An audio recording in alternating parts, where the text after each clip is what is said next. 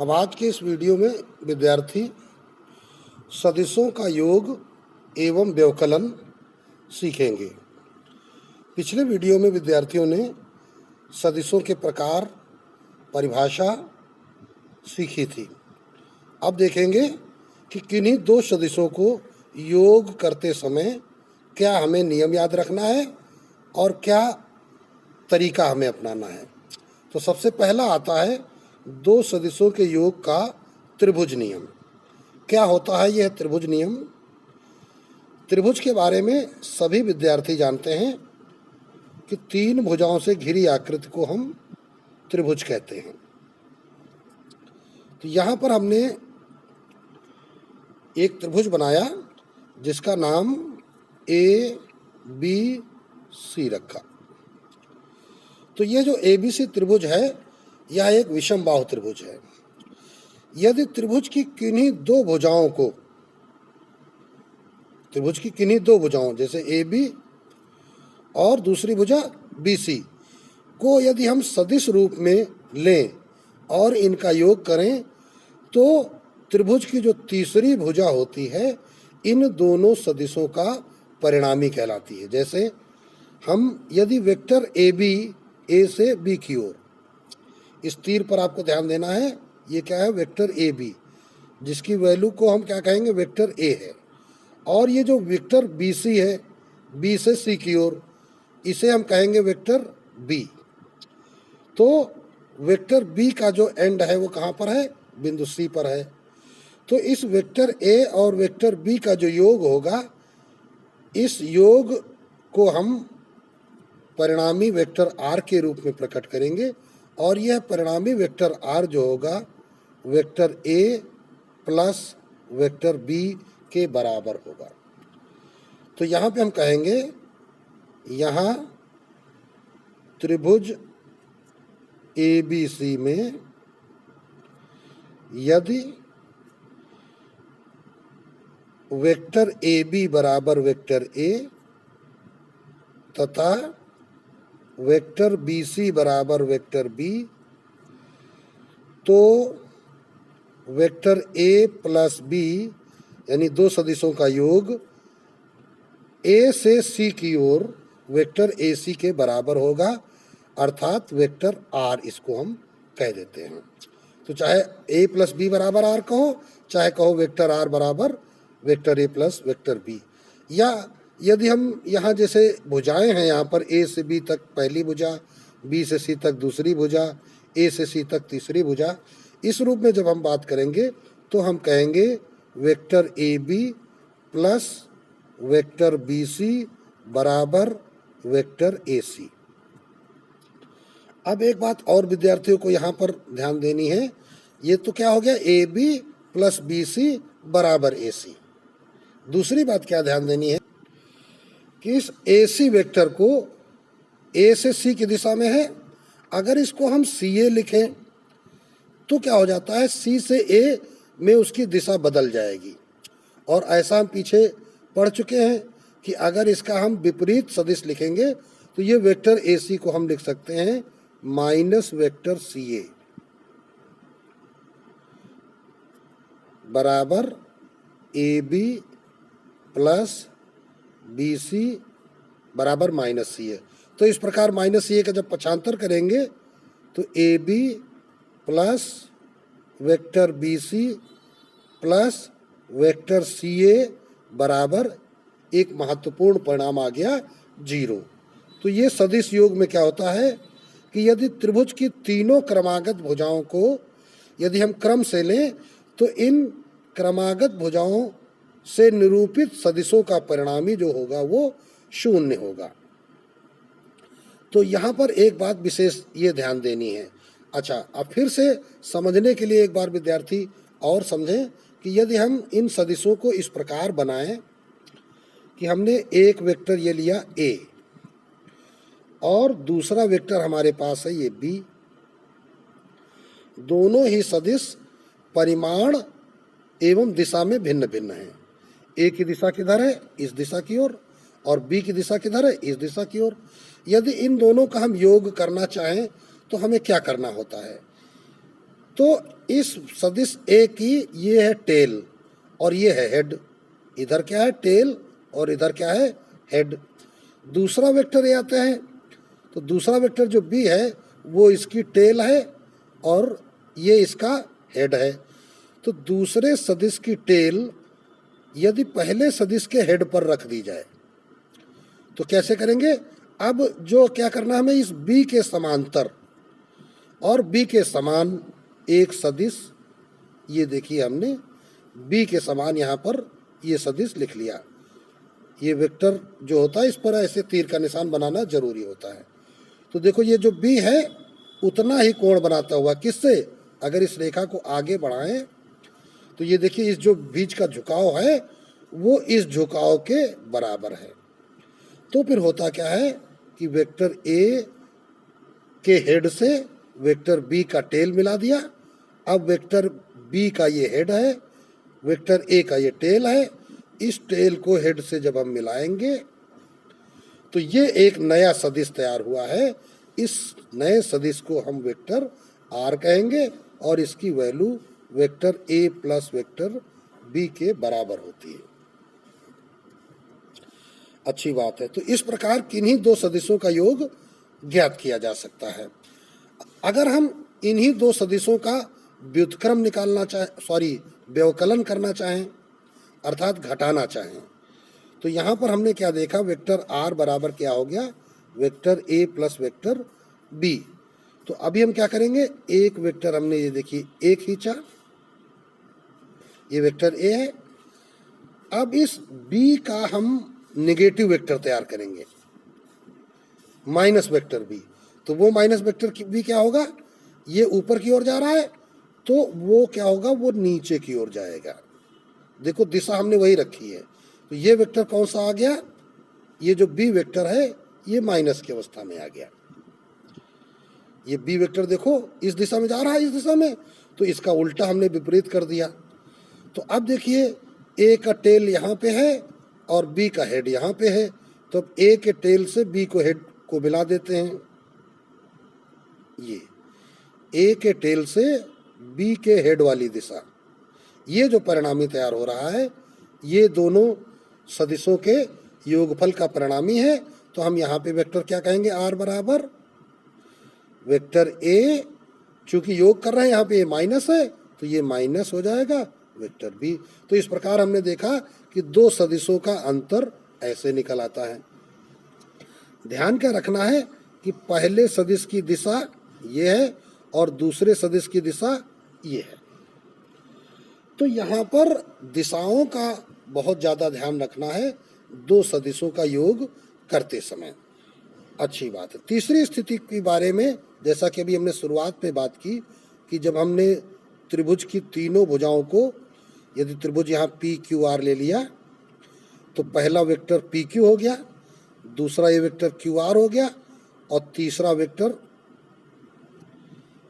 R P हो गया। तो यहाँ पे देखिए पी से क्यू पर आ गए, क्यू से आर पे चले गए और आर से फिर पुनः पी पर आ गए। अर्थात हम जहाँ से स्टार्ट किए थे वहीं पर फिर आ गए। अर्थात पी बिंदु से स्टार्ट किए थे और घूम करके फिर पी बिंदु पर आ गए। तो अब जो विस्थापन हुआ है प्रारंभ बिंदु से अंतिम बिंदु की जो दूरी है वो क्या है? यहाँ पर शून्य है। तो इसका मतलब यह जो बिंदु पी यहाँ तैयार हो रहा है वो शून्य सदिश हो रहा है। अर्थात इन तीनों सदिशों का जो परिणामी बनता है कौन सा? Vector P Q plus vector Q R plus vector R P बराबर 0। इसीलिए हम कहते हैं कि यदि त्रिभुज की तीनों क्रमागत भुजाएं क्रमागत सदिशों के रूप में हो तो इन तीनों सदिशों का योगफल शून्य होता है। अच्छी बात है। तो ये बात अब आपको समझ में आ गई। अब आगे देखते हैं, कुछ और विशेष बातें ध्यान देना है। अब अगली कंडीशन में हम करेंगे क्या कि हमने कुछ ये सदिश आपको दिखाए। ये वेक्टर ए हो गया, ये वेक्टर बी हो गया, ये वेक्टर सी हो गया, ये वेक्टर डी हो गया।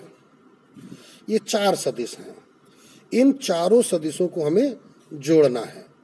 तो इन चारों सदिशों को हम जोड़ते समय यहाँ पर हमने क्या देखा कि ये चारों सदिश अलग अलग दिशा में हैं और इनके अलग अलग परिमाण हैं। तो हम शुरुआत करते हैं वेक्टर ए से। तो एक हमारे ये प्रारंभिक बिंदु हो गया, इसको हमने मूल बिंदु ओ रखा। तो ओ से जिस दिशा में है तो इसी दिशा में हमने एक सदिश बनाया, ये वेक्टर ए बना दिया और इसके हेड का नाम हमने रखा ए। अब इस हेड से वेक्टर बी बनाना है हमको, जिस दिशा में वेक्टर बी है उसी दिशा में और उतनी ही परिमाण का, ये हमने वेक्टर बी बना दिया। अब यहाँ पर बिंदु आ गया, इसका हेड बना लिया हमने बी को। फिर सी वेक्टर क्या है, देखो इधर से इस दिशा में है तो सी वेक्टर के बराबर हमने ये देखिए बना लिया, ये वेक्टर हो गया सी और ये बिंदु हमको मिल गया सी। ये कार्य बहुत ही ध्यान से विद्यार्थी सीखेंगे। तो 3 सदिश जुड़ गए। अब चौथा सदिश डी हमको जोड़ना है, तो इस सी से हमने चौथा सदिश जोड़ा। ये चौथे सदिश की जो दिशा है इस दिशा में, ये वेक्टर हमने डी जोड़ दिया जो जिस एंगल पे है। तो अभी हमने क्या देखा कि यह प्रारंभ बिंदु ओ था और अंतिम बिंदु ये डी है। अब ओ से जब डी को हम मिलाएंगे, ये ओ से डी को, तो ओ से डी की दिशा की ओर जो वेक्टर बनेगा यही परिणामी वेक्टर कहलाएगा। तो यहाँ पर परिणामी वेक्टर आर जो होगा, आर फॉर रिजल्टेंट, वो काहे के बराबर है, vector A plus vector B plus vector C plus vector D. अर्थात यहाँ पे हम ये देख रहे हैं कि ये जो ओडी भुजा है, ये नहीं कहा जा सकता कि ए बी सी डी इन सब के योग के बराबर है, क्योंकि ये तो हमको बहुत छोटी दिखाई पड़ रही है। अभी यहाँ पर ये अलग अलग दिशाओं के सदिश होने के कारण इनका परिणामी ओडी के बराबर प्राप्त हुआ है। इसको हम ऐसे भी कह सकते हैं कि वेक्टर ओडी बराबर vector O A plus vector A B plus vector B C plus vector C D. अर्थात जो ओडी है इन चारों सदिशों के योग के बराबर है। अब इस प्रकार हमने देखा कि यदि कई सदिश एक साथ मिलकर के क्या करें, शून्य का निर्माण करें, अर्थात अपने उसी प्रारंभिक बिंदु पर आ जाए। जैसा कि अभी हमने त्रिभुज में देखा था, तो हमने देखो एक सदिश ये बनाया, दूसरा सदिश ये बनाया, तीसरा सदिश ये बनाया, चौथा सदिश ये बनाया, पांचवा सदिश ये बनाया, छठा सदिश ये उसी प्रारंभिक बिंदु पर आ गया। तो इस प्रकार हमने देखा क्या, ये पहला सदिश, ये दूसरा सदिश, ये तीसरा सदिश, ये चौथा, ये पांचवा और ये छठा, जहाँ से शुरुआत हुई थी वहीं पे आके मिल गए। अगर इनका नामकरण करें, vector A, vector B, vector C, vector D, vector E, vector F, तो इस प्रकार रिजल्ट क्या आया, A plus B plus C plus D plus E plus F बराबर 0। तो इस प्रकार जब हम एक साथ कई सदिशों को जोड़ते हैं तो क्या होता है कि पहले सदिश का टेल और अंतिम सदिश का हेड, उनके बीच की दूरी अगर शून्य है तो फिर परिणामी शून्य होगा। अगर परिणामी कुछ है तो जैसे यहाँ पे जितना निकला है इस प्रकार होगा। अर्थात दो सदिशों को जोड़ते समय ध्यान क्या रखना है कि पहले सदिश का हेड और दूसरे का टेल, और दिशाएं जैसी दी गई हैं वैसी ही रखनी है। अब विद्यार्थी सीखेंगे सदिश योग का समांतर चतुर्भुज नियम। तो पहला त्रिभुज नियम था, दूसरा समांतर चतुर्भुज नियम है। अभी ध्यान से आपको सीखना है, क्योंकि ये भी आपको समझना पड़ेगा कि इनमें भिन्नता क्या है। तो समांतर चतुर्भुज को पहले हम एक बनाते हैं। ये आपके पास एक समांतर चतुर्भुज है।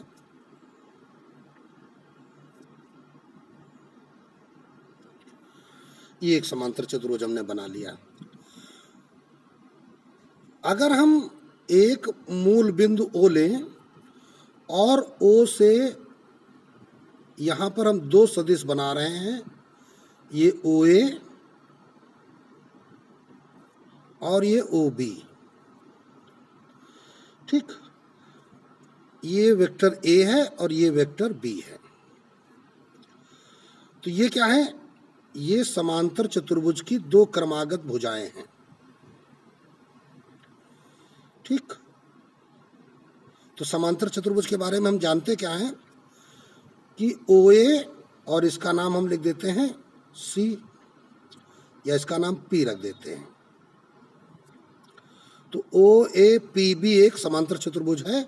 यहाँ OA बराबर BP होगा, तो जब OA वेक्टर A है तो ये भी वेक्टर A हो जाएगा, और OB वेक्टर B है तो AP वेक्टर B हो जाएगा। अभी हमने त्रिभुज का नियम पढ़ा था, वहाँ पे क्या पढ़ा था कि अगर एक सदिश ये है, दूसरा सदिश ये है, तो इन दोनों का योग, अगर ये A है ये B है वेक्टर, तो इनका जो परिणामी होगा ये R होगा। तो इसी का प्रयोग हम करते हैं, इसी नियम का प्रयोग इस समांतर चतुर्भुज में। तो ये देखिए OA वेक्टर A और ये AP वेक्टर B, अगर A में B जोड़ दिया जाए तो जो परिणामी तैयार होगा वो क्या होगा? ये R तैयार होगा। वेक्टर R बराबर हो जाएगा vector A plus vector B। ये तो त्रिभुज के नियम से हमने विद्यार्थियों को बताया। लेकिन समांतर चतुर्भुज का नियम क्या कहता है कि यदि किसी समांतर चतुर्भुज की दो संलग्न भुजाओं को दो सदिशों से प्रकट किया जाए तो इन दोनों सदिशों का परिणामी समांतर चतुर्भुज का विकर्ण होगा। समांतर चतुर्भुज का विकर्ण क्या होगा? इन दोनों सदिशों का परिणामी होगा। तो यहाँ पर ध्यान देने वाली बात यह है कि त्रिभुज नियम में क्या होता था कि पहले वेक्टर A, फिर उसके बाद वेक्टर B, और तब इसका परिणामी तैयार होता है वेक्टर R। यहाँ पे क्या हो रहा है? यहाँ पर ये है वेक्टर A, ये OA क्या हो गया? वेक्टर A, और O बिंदु से ही दूसरा वेक्टर है B। तो दोनों सदिश क्या हैं? एक ही बिंदु पर कार्यरत हैं, यानी दोनों की टेल जुड़ी हुई है। यहाँ पे क्या होता है कि पहले के हेड पर दूसरे की टेल जोड़ी जाती है त्रिभुज नियम में, ठीक। तब ये परिणामी तैयार होता है। और यहाँ क्या होता है कि दोनों सदिशों की टेल एक ही बिंदु से, प्रारंभिक बिंदु से जुड़ी हुई हैं। तो ऐसे सदिशों को हमने क्या कहा था पहले? सह आदिम, कोई इनिशियल वेक्टर्स। तो ये दो सह आदिम सदिश हैं जो किसी समांतर चतुर्भुज की दो संलग्न भुजाओं द्वारा निरूपित है। तो OA के समांतर हमने एक डैश डैश करती हुई ये रेखा खींची, और OB के समांतर एक डैश डैश करती हुई ये रेखा खींची, तो हमें एक ये नया शीर्ष P प्राप्त हो गया है। तो अब इस समांतर चतुर्भुज का जो विकर्ण होगा, यहाँ पे दो विकर्ण होते हैं, एक तो ये विकर्ण और एक मूल बिंदु से। तो इसी प्रारंभिक बिंदु से होकर जाने वाला विकर्ण, यही विकर्ण इन दो बलों का परिणामी होगा, अर्थात वेक्टर R होगा। तो यही बलों के सदिश योग का समांतर चतुर्भुज नियम है। तो अब यह विद्यार्थियों को ध्यान रखना है कि यदि एक से अधिक सदिश जोड़ते समय यदि पहले सदिश के हेड से दूसरे सदिश का टेल जोड़ा जाए तो त्रिभुज नियम लगाया जाएगा।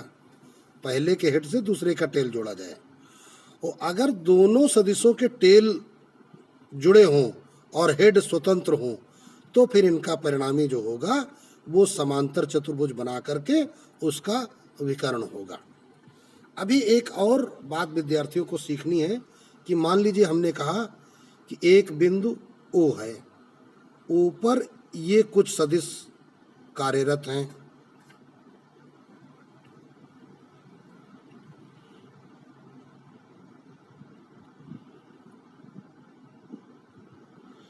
ये जो सदिश कार्यरत हैं इनका जो हम परिणाम भी लिखते हैं कि हमने इनका परिणाम लिखा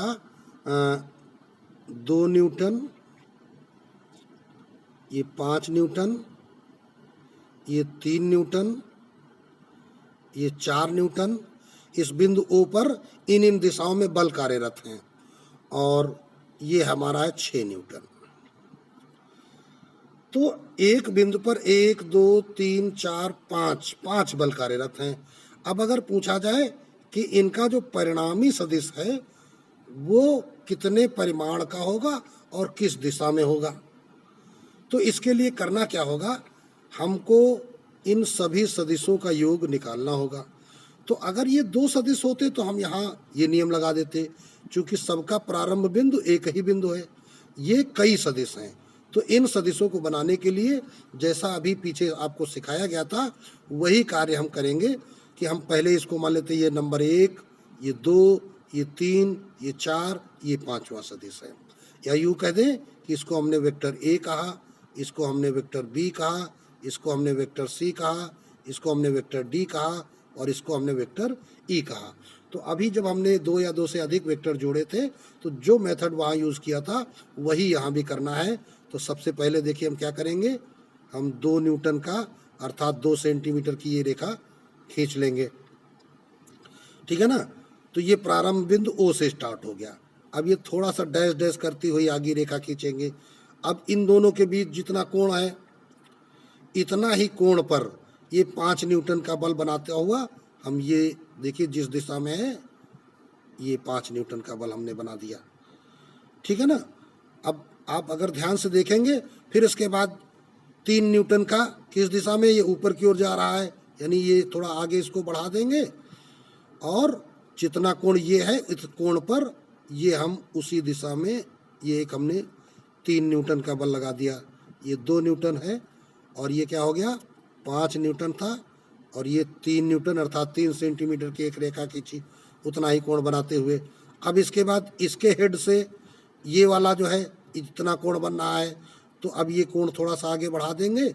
अब इस दिशा में हमने ये लगा दिया, ये कितना है 4 न्यूटन लगा दिया। फिर उसके बाद 6 न्यूटन कहाँ है, नीचे की ओर इस दिशा में। तो अब यहाँ पे हमने ये देखिए इस दिशा में हमने ये 6 न्यूटन का लगा दिया। तो इस प्रकार हमने देखा फाइनली ये हेड कहाँ पे आया, ये यहाँ आ गया और शुरुआत की टेल कहाँ, यहाँ। तो अब इस O बिंदु से जैसे इसका नाम हमने A रखा, इसका B रखा, इसका C रखा, यहाँ ये D हो गया, ये E बिंदु प्राप्त हुआ। तो O को हम E से मिलाएंगे और OE को माप लेंगे, तो इसका जो परिणामी वेक्टर होगा वो क्या होगा, OE होगा। परिणामी सदिश क्या होगा, वो OE होगा। ये काहे के बराबर है, 2n plus 5n plus 3n plus 4n plus 6n। लेकिन अब इनका जो ये योग होगा ये नहीं हम कि इनका टोटल करके लिखते हैं, इनका टोटल ना लिख करके अब यहाँ पे क्या लिखा जाना चाहिए, यहाँ पे होना चाहिए vector A plus vector B plus vector C plus vector D plus vector E। 5 vector हो गए, इन सब का योग। अब इसको मापेंगे। अब जैसे हमने देखा कि अब इसको जब आप लगाएंगे तब पता चलेगा। अब हम मन में सोच रहे हैं या अनुमानित हमको दिख रहा है कि ये लगभग 5 न्यूटन के बराबर हमको बल दिख रहा है इसकी इस दिशा में। और इसकी दिशा क्या होगी, प्रारंभिक से इतना कोण बनाता हुआ ये कोण नाप लेंगे। मान लिया कि ये कोण कितना है 100 अंश का। तो जो परिणामी हो रहा है प्रारंभिक सदिश से क्या कहेंगे कि प्रारंभिक सदिश से 100 अंश के कोण पर, और जिसको मापा हमने तो ये 5 सेंटीमीटर निकला, 5 न्यूटन पर होगा। तो इस प्रकार से ये इनका परिणामी इस प्रकार निकल आता है। तो ये विद्यार्थियों को हमने एक रचना करके सिखाई है। हालांकि इस चैप्टर में ऐसा कार्य बड़ा ही कम मिलेगा क्योंकि आपको गणनाओं के सवाल लगाने होंगे, लेकिन फिर भी यदि हम कई सदिशों को आरेखी विधि से अगर जोड़ते हैं तो हम यही तरीका अपनाते हैं कि उनके बीच का जितना जितना झुकाव होता है वो झुकाव, जैसे मान लीजिए ये झुकाव था तो इस झुकाव के लिए हमको ये रेखा आगे बढ़ानी थी और इस कोण के बराबर, सॉरी ये रेखा आगे बढ़ानी थी आपको, और ये इस झुकाव के बराबर ये कोण बनाना था। तो ये एक बहुत ही महत्वपूर्ण कार्य था। अगर विद्यार्थियों ने ध्यान से देखा होगा हमारे पेन के साथ तो अवश्य उन्हें समझ में आया होगा। अब सदिश योग के गुण धर्म देख लेते हैं। किन्हीं दो सदिशों के योग में क्रम विनिमय गुण का पालन होता है। मतलब अगर हम वेक्टर ए में वेक्टर बी जोड़ना चाहें या वेक्टर बी में वेक्टर ए जोड़ना चाहें तो दोनों का जो परिणामी प्राप्त होगा वो समान परिणामी प्राप्त होगा। अर्थात चाहे ए में बी जोड़िए आप, चाहे आप बी में ए जोड़िए, तो ये क्रम विनिमय गुण का पालन करता है। इसी प्रकार साहचर्य गुण क्या होता है? ये तीन सदिशों के लिए होता है, ए बी सी। मतलब अगर हम पहले ए बी को जोड़ लें फिर वेक्टर सी जोड़ें, या फिर वेक्टर ए में हम बी और सी को जोड़ने के बाद तब वेक्टर ए में इसको जोड़ें, पहले बी और सी जोड़ लें फिर वेक्टर ए जोड़ें, तो ऐसी दशा में भी परिणामी जो होंगे वो दोनों समान होंगे। तो इस प्रकार ये साहचर्य प्रगुण नियम का पालन करते हैं। तत्समक अवयव क्या होते हैं कि यदि वेक्टर ए में हम कोई जीरो वेक्टर शून्य सदिश जोड़ें या फिर हम जीरो वेक्टर में कोई एक वेक्टर जोड़ें तो इन दोनों का ही परिणामी क्या होगा? वेक्टर ए के बराबर होगा। अर्थात किसी सदिश में कोई शून्य सदिश जोड़ने पर परिणाम अपरिवर्तित रहता है। अब इसी प्रकार इनका अगर योज्य प्रतिलोम लिखने को कहा जाए, चौथा गुण हम अपनी तरफ से लिख रहे हैं, योज्य प्रतिलोम। तो योज्य प्रतिलोम क्या है कि वेक्टर ए में हम क्या जोड़ें कि जीरो आ जाए। तो चूंकि वेक्टर ए में हम अगर माइनस वेक्टर ए जोड़ दें तो क्या हो जाएगा? जीरो हो जाएगा। तो वेक्टर ए का योज्य प्रतिलोम क्या हो गया? Minus vector A. ठीक है ना? इसलिए हम कह सकते हैं कि वेक्टर ए का योज्य प्रतिलोम क्या हो जाएगा? माइनस वेक्टर ए, या माइनस वेक्टर ए का योज्य प्रतिलोम वेक्टर ए हो जाएगा। तो योज्य प्रतिलोम का मतलब होता है उसमें हम क्या जोड़ें कि शून्य हो जाए। तो इस प्रकार आज के वीडियो में विद्यार्थियों ने सदिशों के योग और व्यवकलन सीखे और सदिश योग के त्रिभुज और समांतर चतुर्भुज नियम सीखे। हालांकि इस वीडियो में किसी भी प्रश्न को नहीं हल कराया गया, लेकिन योग की विभिन्न स्थितियों के बारे में विद्यार्थियों को अवश्य अवगत कराया गया है। यदि विद्यार्थियों ने ये वीडियो ध्यान से देखा है और एक एक बात हमारी सुनी है तो ये आगे आने वाले अभ्यास के प्रश्नों में उनके लिए बहुउपयोगी होगी। और यदि आपने ध्यान से नहीं देखा और सुना है तो एक बार फिर इस वीडियो को ध्यान से देखें और बताई गई बातों को एक एक शब्दशः सुने और समझें।